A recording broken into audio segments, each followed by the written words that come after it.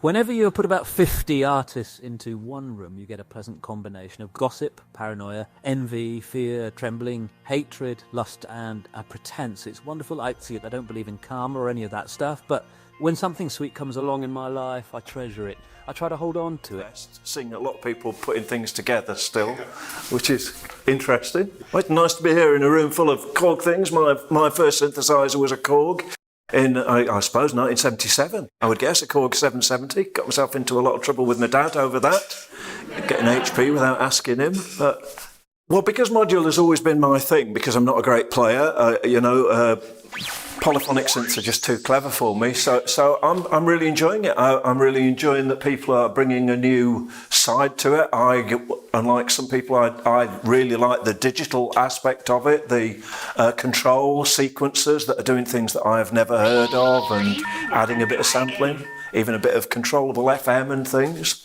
I'm looking forward to loads of little things, and I mean, I think it's great that it's such a wide industry now. About 3 or 4 years ago, I had plans that I was going to go into making little modulars myself, and then sort of I realised that I've just left it too late, and everything that I planned.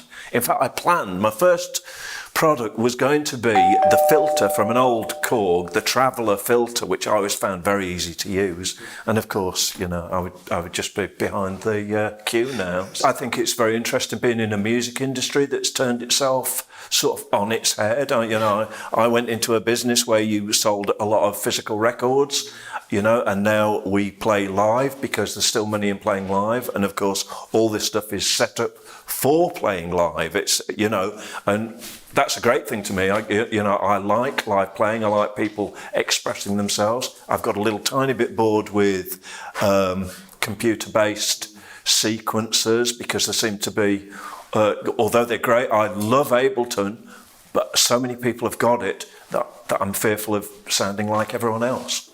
We were always a little worried about that. I mean, it's a funny thing that we were basically a drum machine band. We started having hits as soon as the Lindrum was invented, but we have a live drummer on stage. He's the core of our band. He's who everyone depends on, and it's great for people to see people actually making noises in front of them. Well, I love Sound on Sound. It's the only magazine I read from cover to cover every month. I read about the guitar stuff. I don't understand it, but I read it. There, how's that? Nessie Bait.